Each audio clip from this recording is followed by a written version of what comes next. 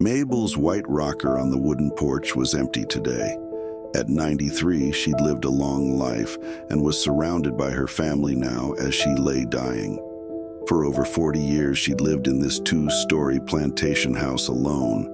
Ever since her no-good husband Clyde had turned into a cliché and run off with his secretary, she'd borne his desertion with a stoicism and an iron will to make the best of what life had thrown her.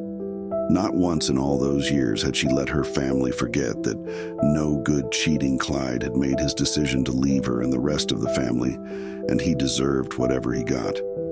Today, Mabel's last day on this earth, she'd made peace with her life and was just tired of it all. Can I get you some water, Granny? At age 20, her youngest granddaughter, Chris, spoke softly, not sure if Granny was awake, sleeping, or already departed. After a few seconds came the weak response. I'm fine, dear. Why don't you go on down with the others and have some lunch? Her voice faint, Mabel's eyes stayed shut. She didn't want to spend the energy to open them. I will. In a few minutes when Mama comes back. Chris was the designated nurse for the next few minutes, but she would have gladly volunteered to stay anyway. Chris, can you go get Grandpa? The request was made in the same weak voice. Granny, Grandpa's not here. Remember, he's been gone a long time. Oh yeah, that's right. I almost forgot. Mabel's eyes opened slowly and she looked around the room. Honey, I know I'm sick and my heart just can't take much more. She paused for several seconds to gather the energy to go on. But I need to tell you something. It's important, and just in case the others don't make it up here in time, I want all of you to know I want to be buried with Grandpa. Chris looked surprised, unsure how to answer. Granny, we don't know where Grandpa is. You always said he told you he was headed off to Mexico a long time ago. Oh yeah, I almost forgot.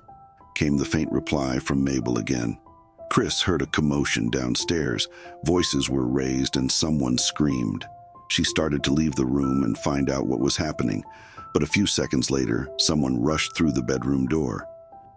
Chris, come quick. In the front room, the family was gathered around Benny Joe the gardener, whose eyes were as big as saucers and who was just wrapping up his story. I was digging in the back orchard a half hour ago when I found it. Chris interrupted. Found what, Benny Joe? The skeleton, the remains. Who was it? That's the thing, miss. The body was wrapped in a lot of plastic sheets. His clothes and wallet were still with him.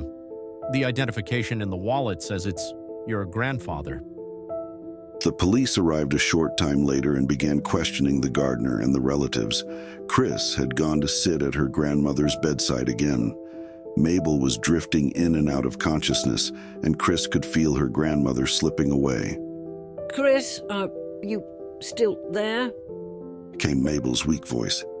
Yes, Granny. Do you need something? I just wanted to tell you. I want to be buried with Grandpa. Granny, Grandpa's buried in the orchard. Chris watched her grandmother's face crumple, and a tear slipped from her closed eyes. Oh yeah, I almost forgot. Then Mabel slipped gently away and was gone.